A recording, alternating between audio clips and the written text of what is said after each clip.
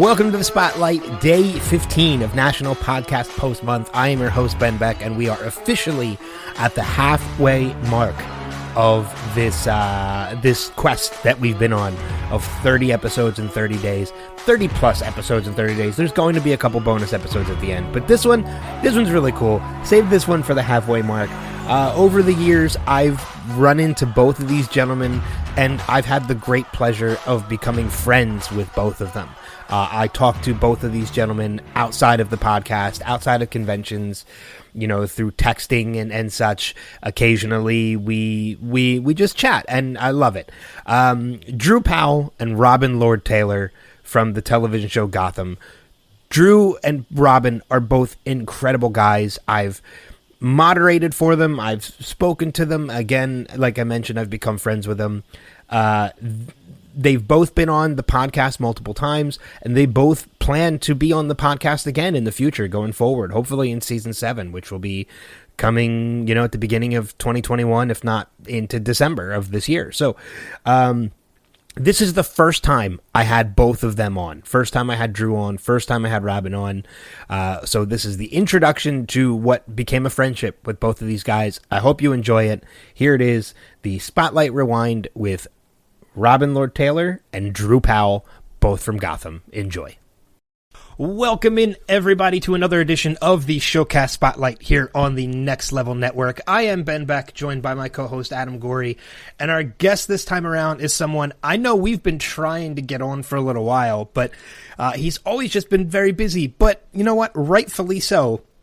You've seen him in movies like Accepted, one of my personal guilty pleasure films, and shows like The Walking Dead, but now you know him as the iconic Oswald Cobblepot on Fox's Gotham. Please welcome the wonderful Robin Lord Taylor to the program. What's up? Oh my gosh, it makes me blush. I love this shout out to Accepted, man.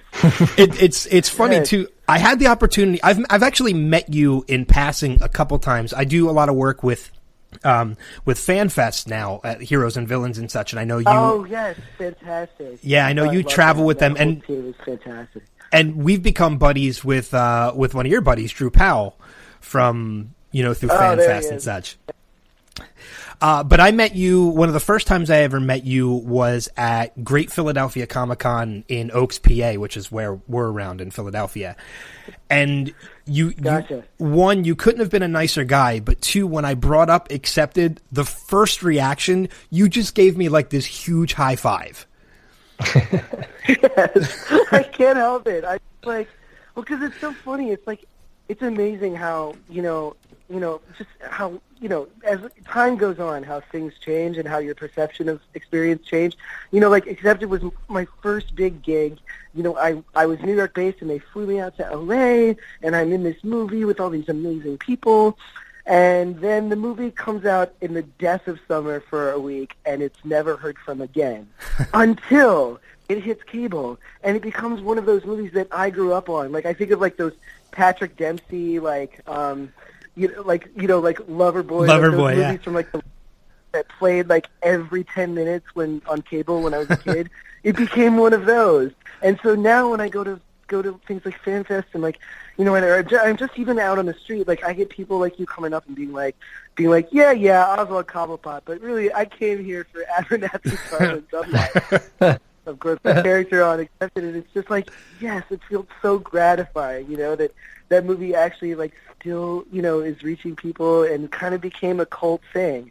And then also to see the other actors in that movie like just go on for things you wouldn't even believe, like just an amazing thing to be a part of. So yes, Accepted. High five, all that. What's funny is on my March Madness pool, we had to come up with a name, and I wanted to come up with like a college name, so I named my my bracket SHIT for South Harmon Institute of Technology. South Harmon Institute of Technology. Yes, indeed. Shitheads around. All right. But yeah, I mean, you mentioned awesome. You mentioned the cast of that movie and everything they've gone on to, and a lot of people who haven't seen that movie. I mean, first off, I highly recommend it. There's so many quotable lines in it that my friends and I quote all the time. But I mean, you have like you've like Justin Long, Blake Lively. You have Jonah Hill, who's now Oscar nominated. I think Oscar winning, if I'm not mistaken. Jonah Hill, who He's I don't know. I honestly have no idea. But yeah, no. I mean, what an amazing. And I have to say, like, with all of those kids, like, I remember, like, again, like, I had never done, like, a movie like that before. You know, something where they actually, like, they sent me out a week early to rehearse. And I was like, rehearsal for a movie? What the hell, you know? And so, but yeah, we were on the lot, and Steve Pink, who was the director, who's an amazing guy, he like, had everybody sort of, like, you know, improvise around their characters. And I have to say, the shit that, like, Jonah Hill and Justin Long were coming up with in the room, I had never met either of them before. I mean, I sort of peripherally knew of Justin from, I think he was doing the Mac PC commercials at the time. But then I was just, like, lying there, like, Jonah Hill and both of them together, what they were coming up with, like, tears running down my face. And it's like I was like, these people are fucking superstars. Like, you know what I mean? It was amazing to be in that same room with them at that time, and then now, all these years later, to just see all the amazing shit they've done. It's just brilliant. So, yeah. Made for some great sound drops. A couple that we've used. Sure. And Jonah, twice nominated for an Oscar, did not win, unfortunately, either one. But let's talk a little bit about the reason you're here with us is to talk Gotham, but Ben and I are both big fans. Had a pretty decent break there for a while, so we were like, my wife and I were anxiously awaiting the end of April to come, so it's finally back. Yeah. And well, thank you for sticking it out. It's one of those things. Yeah. I don't know. I mean, I don't know why.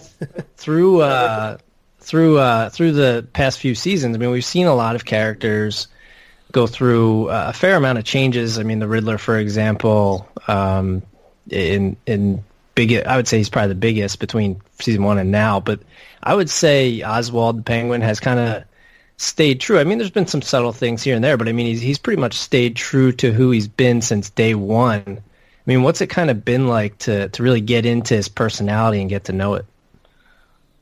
It's been incredible. And like the other thing too is that like I've never worked on one character for this long. I mean, you know, I've never had this experience before, and it's amazing the things that like the writers have thought of that, you know, are continually surprising to me today. And then at the same time, things that, you know, the writers have, like, you know, just random choices I've made in certain scenes, you know, the writers picking up on that and then bringing, like, that aspect into the show, like, full force. It's like, it's this amazing, like, back and forth collaboration, you know, between the writers and myself, not directly. It's not like I'm calling them and pitching them with certain ideas or anything. I wouldn't dream of it. But at the same time, it's like they're picking up on my voice, and I'm picking up on theirs, and together we've created this character that, if you're an actor, it's gold. It's like you know, it's like Wagyu beef. It's like I'm trying to think of shit you can just really sink your teeth into, and this is it. You know, it's like the dream. I mean, you know, I've really enjoyed, you know, the peaks and valleys that they've written into the show for my character. And, you know, like I think often about, you know, in season 2 when Oswald was brainwashed by Hugo Strange, and he sort of received the you know, the Clockwork Orange treatment, if you will. Yeah. You know, like basically like, you know, brainwashed and tortured to the point where all of that negative impulse, that violent impulse is erased, you know, horrifically, painfully, but it's not there anymore. So then in that opportunity, I was given the chance to show who Oswald is underneath all of that shit that is piled up around him over all of these years, all of that, like, defense mechanisms that he had to keep himself safe. I mean, you know, like, this is someone who's been bullied his entire life, you know, physically, emotionally, mentally, all of it. And so he's developed, like, you know, like the reason he, you know, is violent and he lashes out is because, yes, he's afraid of dying. He's afraid of someone, like, hurting him. But then to have this opportunity to show who he would have been had the world treated him with love and tenderness the way all of us deserve to be treated, I just like, again, it's an actor's dream. I get to show, you know, what's that beautiful person that's underneath all of that shit? That beautiful person that's inside of everybody, you know? Like, that's the good stuff. That's like what I, feel like I was born to play, and I feel so lucky to have gotten that opportunity on the show. Yeah. Yeah, I know, when you think of the Penguin, there's a number of other actors that you think of, and I include you in the top three now. I mean, you think, obviously, Burgess Meredith, Burgess Meredith, who played it back in the 60s. You have Danny DeVito, who played it in the late 80s. And I think the last time I remember hearing a panel of one of yours at FanFest, I think you had... there was a possibility of you meeting Danny. Has that come to fruition yet? Have you had the chance to meet him yet? It's not today. Oh God! Today I've been doing press today for the show, and I was bobbing around different outlets all over New York City, and I go and I sit down, with this lovely guy who I've talked to, over the years, like several times out and about, and he was like, well, I got your predecessor coming in at 4:00, and I was like, fuck. I mean, if I am leaving a building, Danny DeVito is entering. I mean, that has been the story of, I feel like it's like he's just right outside of my reach every single time. He's best friends with Carol Kane, who played my mom. She would tell me, that she talked to him, and he would tell her things about the show and about the character and all this amazing shit, and I'm just like, it's gonna happen. I know it will. It could have happened today, but it didn't. I can't wait. I gotta tell you. I feel bad too because I've actually met Danny. I did a couple episodes of Always Sunny in Philadelphia, so I got to meet him on set, and he is the sweetest guy. Fuck you. I've just heard the most lovely, wonderful things, and also I have to say, someone who is Carol Kane is one of my favorite people that I've ever worked with ever, and she's also an incredibly good judge of character, and he, and they being friends for since Taxi, I mean, just goes to show that he must be one of the most genuine people in the business. Yeah, I just really love that guy. Someday. Have you heard through the grapevine, what he thinks of your take on the character? Well, you're gonna make me cry because he said, and this is this. I think this was season 1. He was asked on the red carpet somewhere. I heard some premiere or something. That saying a question. Have you seen Gotham? Are you aware of the new Penguin? And he gave me the most loving, encouraging shout out you could ever ask for. And that's just oh man. I mean that was up until that point that was really kind of what I was missing. I just wanted to know from him that he approved of it because, I grew up, again, I've said this a million times, but I've grown up watching Batman Returns, for a very, very long time. And also not just Batman Returns, but just watching Danny in all of the millions of things that he's done. And, then to know that I have his, his respect or just at least he appreciates what we're doing. It's not like we're passing the torch. He will always be the Penguin. He'll always be the Penguin I grew up watching, and so, it's not like he's passing something off to me. It's we're carrying it together, and that's just so fucking awesome. I can't even believe it. You told me I could swear, so I'm just really... Oh, yeah, no, it's fun. Yeah. We're loving it. I love it. But with as much as you love Danny as the Penguin and stuff, did you feel, when you knew you were taking on this role, did you feel any added pressure to, living up to anything that he had portrayed before, or even what the fans had thought was going to be coming?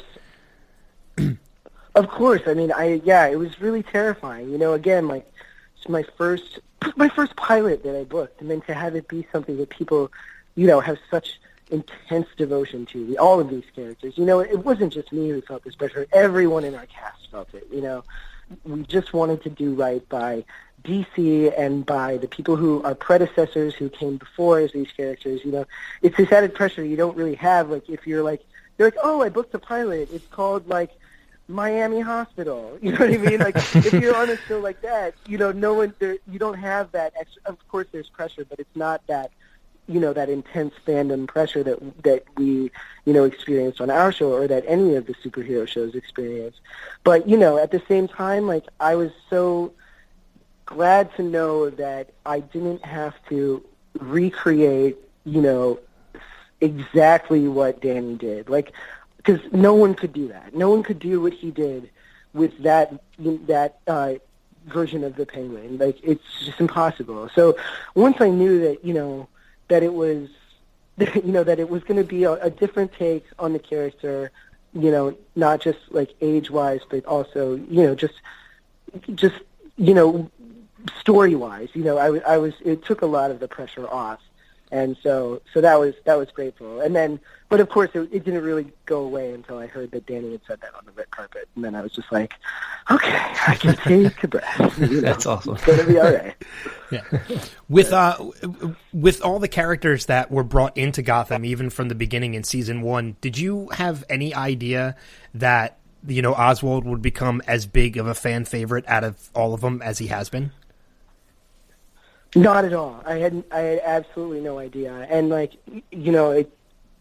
I'm also like, I think a lot of it too though is that like, I was introduced, full force, smack dab right in the pilot. It was like, and here's the Penguin and everything you need to know about him, basically. You know what I mean? Whereas other characters have had, much slower burns. Like, I think one of the most gratifying things right now in these episodes that are about to air is that you see the work that Corey Michael Smith has been doing over the last 3 years, and it's now, like, culminating into this amazing characterization of the Riddler.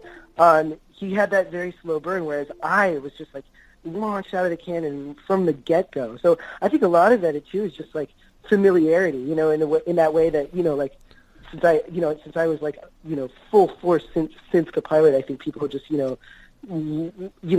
respond to my character because I've, just, been in the shit the longest, So I think that's a lot of it. But yeah, I mean, it's really gratifying because, again, like, I have a lot of people at FanFest and at other conventions and even on the street or in the subway or whatever come up and say, I never really thought of the Penguin as much of the Batman villain until now, and it's just like, I'm so glad to, like, bring it to a new generation, a generation that wasn't raised on Batman Returns the way I was, you know what I mean? So that's been incredibly satisfying. Yeah. I'm kind of curious what, he's, through the past 3 years, he's been down, he's been up, he's been down, he's kind of, this roller coaster ride. What do you want to see them, where do you want to see him go from here?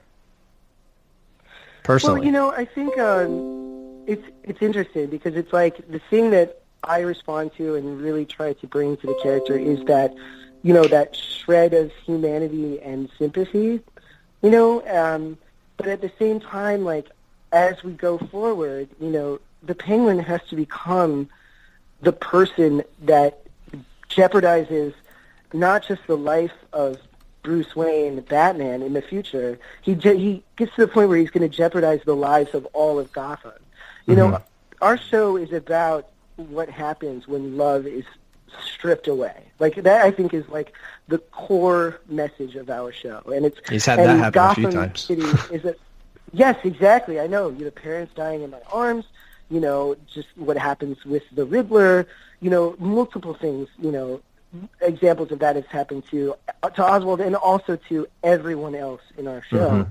And so, going forward, it's like, as much as I love that, that sense of sympathy, like, I think, nothing, gradually, of course, but, like, ideally, I want the show to, when the show ends, may it be long time from now, I would like Oswald to be, I would like all of that, maybe you see it for like a second, that good person inside of him, but I want it to be cold and calculating. I want him to be the most evil motherfucker you can imagine. Someone who doesn't deserve your sympathy. Someone who doesn't, no matter all of the shit that he went to, I want him to be at the point where he's so bad that you don't care if he dies because he deserves to. Because let's face it, he does. He's a horrific murderer, and it's only going to get worse from here on out.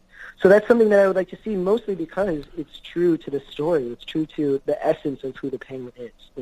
Yeah, exactly. I love that. Well, I know we got to wrap up a little bit. I had one more question for you, at least. And I'm sure you've gotten asked this a lot, but what DC character have we not seen on the show that you would kind of like them to bring in at some point?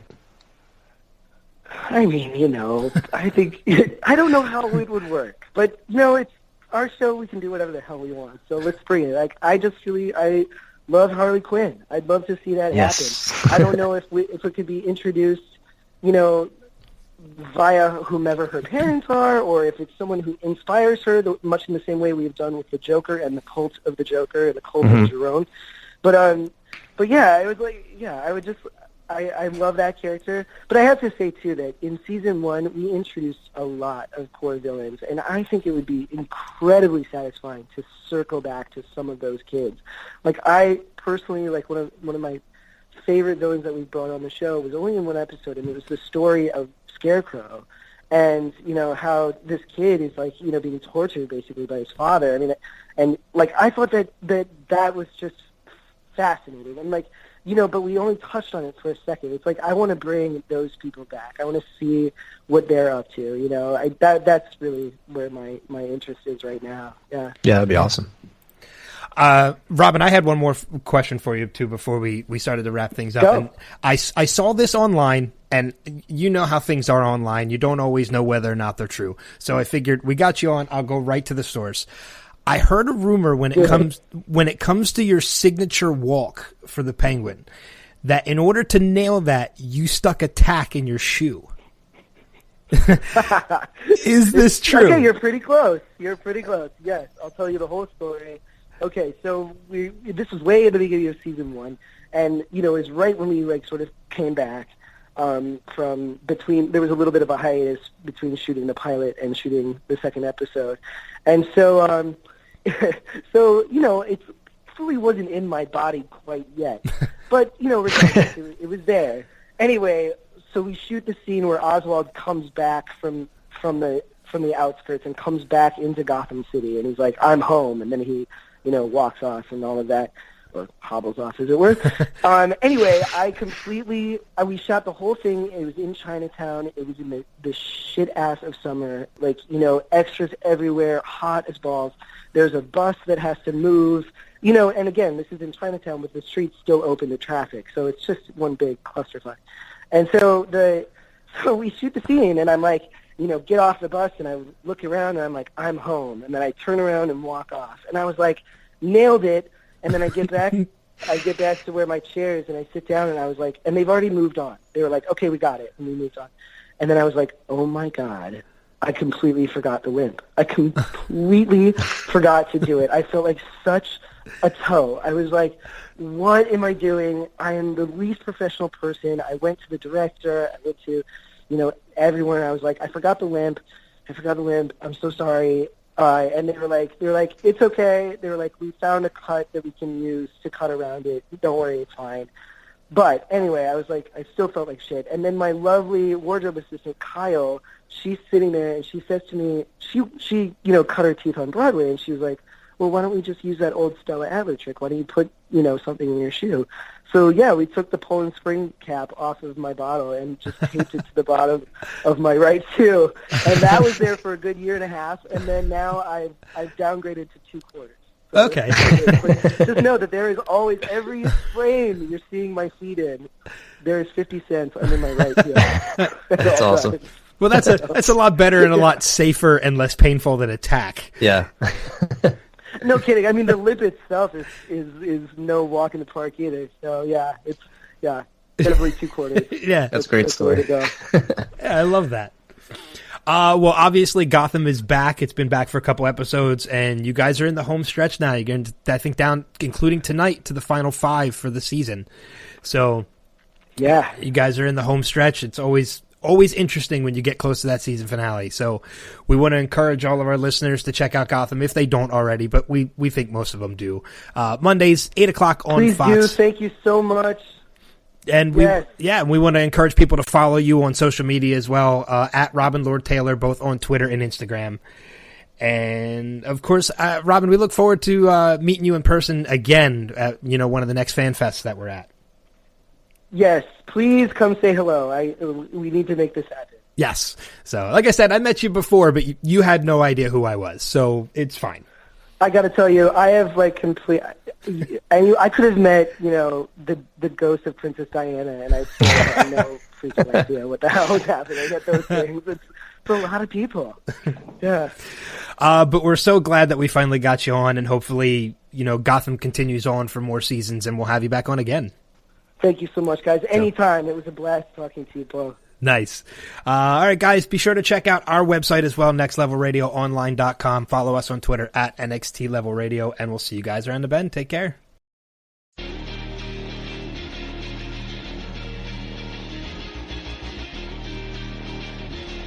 All right, everybody, welcome back to the showcast. It is time we move on to our interview for the week. Now, I know I said last week that there was a chance we wouldn't have anybody this week. However, this gentleman was awesome enough to come on and spend some time with us. He's guest starred in a ton of different shows. He's had some reoccurring roles on shows such as Ponderosa, The Mentalist. He's even been in some great films like 1408 and the 2011 remake of the movie Straw Dogs. But now you can see him every week on the hit Fox show Gotham. Please welcome Mr. Drew Powell. Drew, how you doing? Hey, guys. Pleasure to be here. No problem. Glad to have you on. Are you calling from L.A. right now? Are you calling from East Coast, West Coast? That's right. I'm calling from L.A. You should show New York, but I'm still based out of L.A. So I know the United flight attendants by name after this season. My frequent flyer miles have been shot right through the roof. But yeah, I'm sitting here sweating as usual here in Southern California. That's a long flight, New York to L.A. It sure is. Yeah, it sure is. I catch up on a lot of movies and TV shows that way. That's for sure. Yeah, I just flew back from Florida last week, and that's like 2 hours. And at that point, I'm ready to get off. I can't imagine what's it like 5 or 6 hours. I know, man. I know. And I used to do I used to connect because I like to fly out of the smaller airport, Burbank, But truthfully, I discovered that it's better just to bite the bullet, get on a plane, do what you got to do for 4 hours, 5 hours, and then get off and not have to mess around in the middle.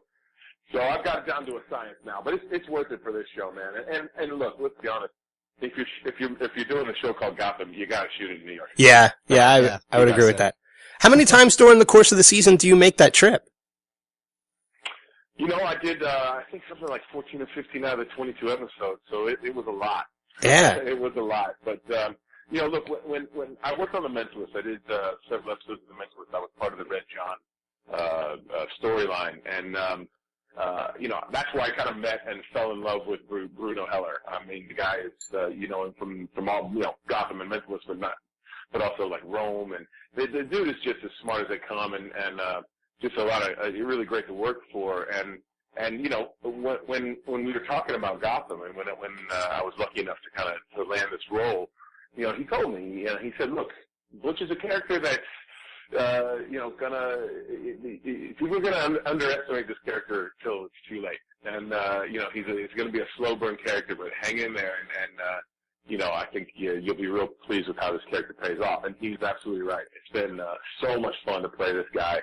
And especially leading up to the season finale, which is next Monday, it's going to be, it's my favorite episode of the season. It's definitely a big payoff for my character, and it's been fun to kind of follow that arc. So makes those plane rides, go by real quick when you're loving your job. Yeah, I can imagine. I mean, yeah, Gotham definitely isn't like a standard, it's definitely not your standard Batman show. It's definitely different. Right. It's the history of all these characters, it's the side of these characters you've never really heard of before. Growing up and even now in childhood, especially now that we know you're making all these plane flights, were you a fan of the Batman comics or even any other comics for that matter? Yeah, I was more a fan of like watching cartoons and stuff. I didn't necessarily have many comics myself, like actual comic books.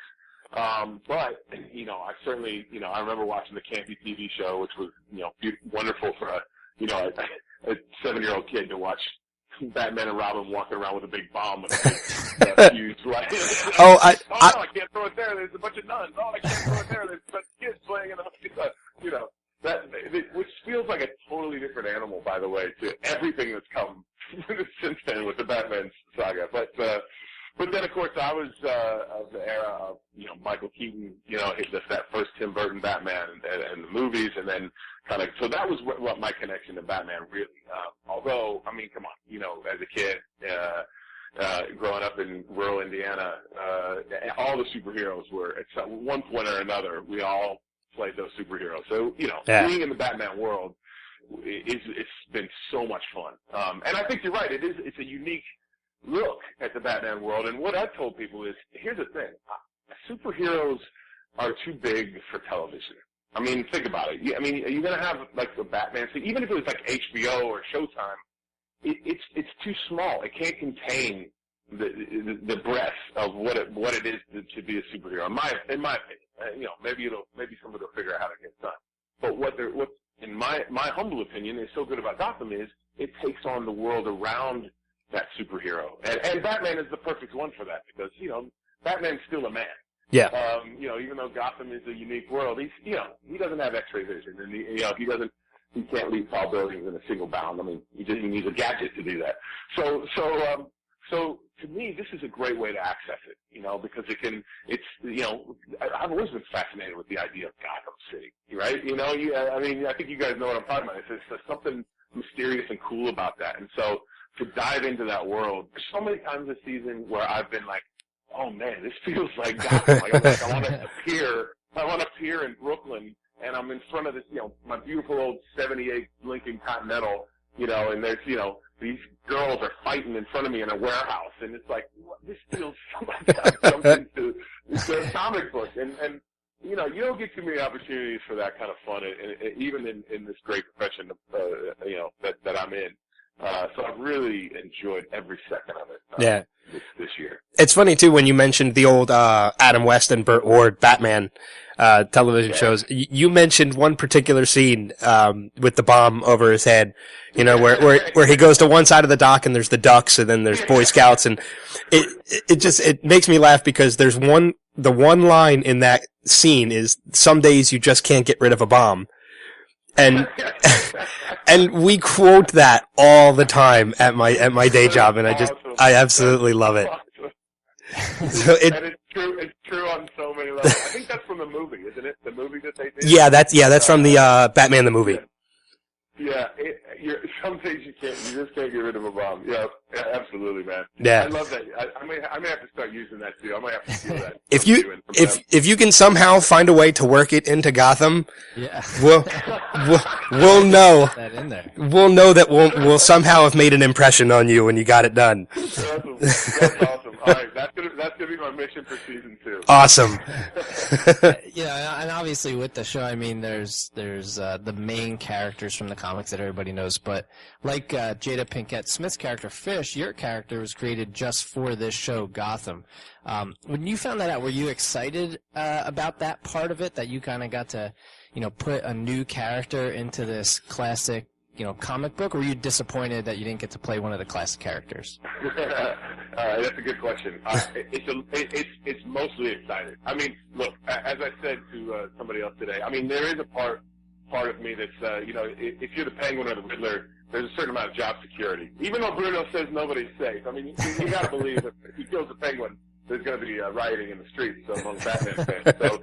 So there is some definite job security, which every actor covets. However, I mean, mostly it's great because you do get to, I get to create this guy. And so, God willing, and I'm knocking on as much wood as I can find here, if Butch gets to stick around for a while and leaves an impression, that's something that I got to help create with Bruno and the writers and Danny Cannon and all the guys that make the show work. And that is, you don't get to do that very often either. And it's been really fun to work with Jada. She and I have great chemistry on screen and off. We just enjoy being around each other, which is funny because you couldn't get two more opposite people in a lot of ways. But it's been fun for us to kind of create our own world, because so much of the first half of the season was the two of us, in that bar, doing crazy stuff and plotting schemes, and me going off to do our dirty work, and that's been a lot of fun. So it's been fun and it's been really gratifying that the fans have embraced it, because I know it can be tough. Bringing in a new character when you're so used to the old ones. But I think people have been really gracious in letting us kind of into the world, if you will. Yeah. Plus, I mean, you're a little old to play Bruce Wayne, so I mean, you kind of. Exactly. That's right. Hey, I know exactly. I'll take what I can get, man. Yeah. I mean, you look back at your career. You've done a lot of guest roles in your career. But it seems like you had a little bit of luck in the beginning of your career in that one of your very first roles was actually a reoccurring role, and that was on Malcolm in the Middle. You did, I think, like 11 episodes of Malcolm in the Middle. Yeah. I mean, and a lot of people, when they're just getting started, they get those guest roles, and that's pretty much all they get for a while. But you were pretty lucky to get that, like a reoccurring role for a while in one of your first roles. That's right, I was, and that's the show that got me my SAG card. That was my first real gig. And the story of how I got that is kind of funny. It was one of my early auditions. I'd had a few auditions, and maybe I might have done a commercial before that, but I actually think I think this was the first one because this is what got me in the union. So the role was I was tough cadet number 2, and I was supposed to say Commandant on the floor 10 Hut. So I'm looking down the hall, and then I salute as the Commandant comes through, and all Linwood Boomer, the creator, and all the director Todd Holland and all the writers were there. It's, tiny room. There's felt like there was 100 people in there. And so, I'm a little nervous and I get ready and I'm ready to go and I look down the hallway and I say, "Coming on the floor, 10 Hut," and I salute. But as I salute, I hit myself in the eye really hard. And I go, "Ah, son of a!" And I luckily stopped myself before I swore. But it was, there was a dude that was sitting, because there were so many people in there, he was sitting on the arm of the couch and he fell off the couch because he was laughing so hard. They absolutely just pissed themselves laughing. And I'm convinced that's why I got that job.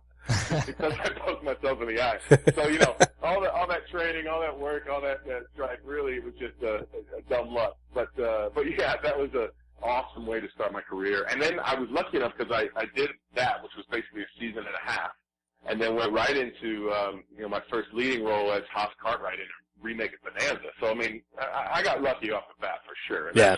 Took me to Australia. I was playing a cowboy in Australia, in the mountains of Australia. And I met my wife on that show. I mean, it was, all in all, I can say I've lived a very charmed life in that regard. So, yeah, it was a fun way to start. Yeah. I know another credit when I was looking through your list of credits, another thing that you did, and it took me a second because I didn't realize that was you until and then I looked at, some more pictures and I absolutely, it clicked that I remembered it. You were part of the revival of the Pee Wee Herman show on Broadway. Yes. Right. I mean, I was a huge fan, I'm 35, so I was a fan of Pee Wee Herman growing up, and, I remember it. Yeah, I remember it originally from the show Out of the Groundlings that he did on HBO before it even became a TV series, and oh wow, yeah, and things like that. So I've been a fan for a long time. So I was very, very excited when I found out there was a revival that he was bringing it back, and especially to Broadway. I'm wondering what it was like to work with somebody like as legendary as I call him a legend just because that character has been around forever and everybody knows that character. But you played the character of Bear, and you also did the voice of Mr. Window.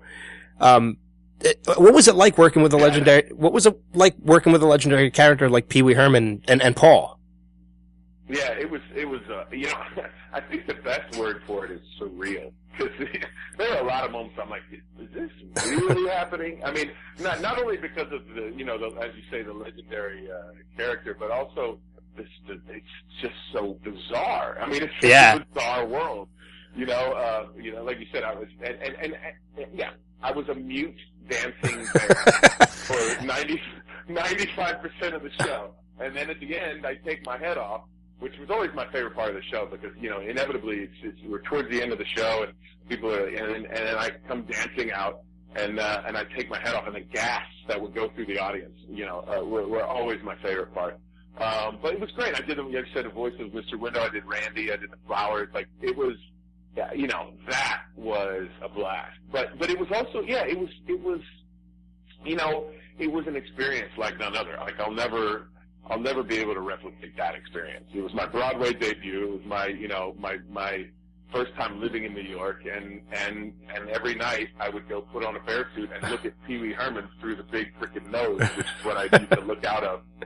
I mean, what the heck, man? Who does that? And the other thing was the people that came to see that show, because it was, I don't know if you remember, but it was, the hottest show going. We only did it for a 3-month run, so if you wanted to see it, you had to go quick. I mean, we did it for a month and a half or two in L.A., but, you know, the people that you would say, like, Prince came to a show, and Paul Simon, and Wow. Don Lasseter, and even Sondheim. The place was named after him, for crying out loud. One night, David Bowie and Iman came, and we're in the dressing room afterwards, and we're staring at them the way that their little kids are staring at us. It was just kind of bizarre experience. So, yeah, man, I'm glad I did it. It was a trip.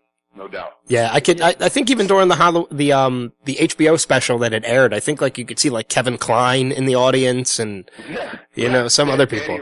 Daniel Radcliffe was there that night. Oh, really? Okay. He came back afterwards and we had a great conversation. That's awesome. That's fantastic. And, it was really fun. And, you know, it's funny. I was just talking to a buddy of mine, Joe Manganiello, who you probably know from like True Blood and the Magic Mike and stuff like that. And right now he's shooting Pee-wee's movie. Oh, okay. He's doing the Netflix one, right? He's doing the Netflix movie. And it was funny because there's not many people that can identify with the experience of working with Pee Wee Herman. And we were able to actually, swap stories and like, oh, really? What's it like for you? He said, and it's really true. It's like I'm somehow reliving my childhood 20 years later. 30 years later. Yeah, and it's true. It's definitely true. Yeah, it's definitely not a conversation a lot of people can have. That's right. Yeah, right. And obviously, Pee Wee Herman's quite a different mood than Gotham is.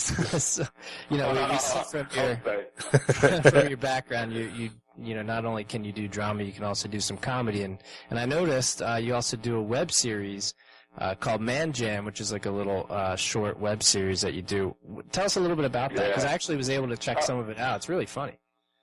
Oh, cool. Thanks, man. That's look, in this business, you do jobs for money and you do jobs for fun, and this was pure fun. When I did the Ponderosa, the guy that played my brother was this guy Matt Carmody, and he's he and another guy named Boyd FICO, who's a great writer, one of Total Kale's top writers, and came up with this idea. Really, it was born out of literally us. We had a bunch of friends that would play in a band. My buddy has a man cave. He lives kind of down in close to South Central LA, and we go down there and we play all night. And it was like these 30, 40 something guys getting together and playing, and it's like at some point someone said, "There's a show in this," and so Matt wrote it, and it's really funny. It's about the first season is about 6 episodes, 3 4-minute episodes each, and it was so much fun to do. We just had a blast, and we're writing some new ones now for another season. But you can check it out at manjamaseries.com, and it's really worth watching. It was it was a lot of fun, man. Yeah, especially because it was so close to real life. all the guys that are in the show are in the band, so it was like we had these weird moments. It was like, wait, did that happen in the series or in real life? Because it all seemed to blend together. And I think a lot of guys, you guys could probably identify with it on a certain level. It's what happens when guys, once guys stop, going to clubs every night and start trying to find other ways to have fun and there's a particular scene where the drummer, Vincent, his baby mama, as he calls it, comes in and throws a dirty diaper at him. She's played by Matt's wife, Sandra, who's really Jamaican. She's Vincent, your baby cracked the nappy again. As he's sitting behind the drums. And it's like, that's the life of a middle-aged man. Right there. Yeah, I'm living that life right now. I have a 4.5 month. There you go. Attaboy. I know all too well. No, yeah, and I mean, I watched all 6, and it only took me like a half hour. So I mean, it's an easy watch, and it's definitely hilarious. And I mean, do you enjoy doing comedy more than drama, or about the same, or I mean, obviously, if you're doing comedy just for fun, I would feel like it's something that you probably enjoy the most. Yeah, it's a tough question. I really thought when I came to town that would be my bread and butter, would be comedy. Big, loud guy that, likes to have fun and smile a lot. That's what I thought would be my thing. And I've gotten to do some great comedy stuff. But especially lately, I've done a lot of drama. And I've been asked this question before, and I think it's a very valid question. It's hard to come up with an answer.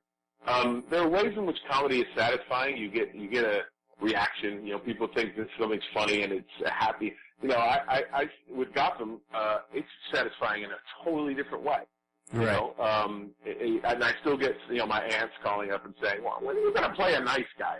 We really don't like these mean guys, you know. And I'm like, I know, it's okay, you don't have to watch, but I've grown to love that as well. You know, I've grown to, I mean, Gotham is you know, one of the most fun jobs I've ever had. So there's a real love for that particular, and that's a step above. I mean, that's a totally different, it's almost its own category, you know, the whole comic book world / you know, smart TV, you know, show. But there's definitely pluses and minuses to both, that's for sure. Yeah, definitely. And I know we're going to let you get going in a couple minutes here, but one more thing I just wanted to mention while we had you. I heard you're a record holder since birth. Is that correct? Well, I don't know if it still stands, but as the folklore tells it, when I was born in Noblesville, Indiana, I set the record. I was like 11 pounds when I was born, and like 24 inches, and yeah, they called me Baby Whale. Was that a C-section or a natural? Yeah, I don't know that there's a woman in the world that could give birth to a natural 11-pound baby. There probably is somewhere. God bless her. Yeah, either way. I was just gonna say, God bless her. Either way, I give my mom love as much as I can, because that's a heck of a way to go to the world. Yeah, I mean, I can almost relate. I didn't set any records, but I was 10 pounds 2 ounces, and to my knowledge, I think I was natural. I think. I'm not sure. That's impressive, man. Yeah. I mean, especially now that I know what that really means. You know, you see the things in health class, but when you're in the moment and you're seeing what's going down, you know, the idea of, you know, my little boy was like 8 pounds. So I'm trying to, like, in my head, imagine, an extra 3 pounds coming out. 3.5 pounds coming out, and I'm like, holy mackerel. That's another half a baby at that point. That's right, I know. You'd be pretty happy with that as a turkey. On Thanksgiving. Yeah, man. Yeah. Well, you know, and you're born in Central Indiana. That means, you know, the first thing they said was, well, is he going to play basketball or football? You know, that's all that anybody cared about. But that's the best thing about being an actor, is I get to do it all. So, yeah, it's a blessing. Well, we're going to get ready to let you go. However, we just want to tell everybody, obviously remind everybody, the finale of Gotham airs this coming Monday, May 4th, 8 o'clock on Fox. So definitely we want everybody to check it out. And if they're not watching, they should be watching at this point, and should just spend the weekend catching up on the show, just because it's that good of a show. So, excellent. I couldn't agree more, boys. And the finale is awesome.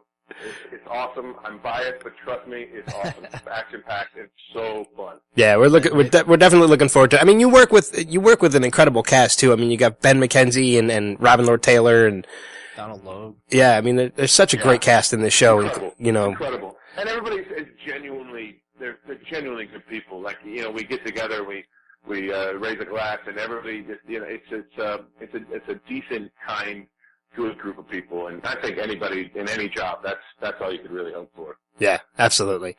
We're going to send people your way to follow you on Twitter as well, which you're at the Drew Powell. You also mentioned not any Drew Powell, the Drew Powell. That's right. The only Drew Powell you should be following is the Drew Powell on Twitter.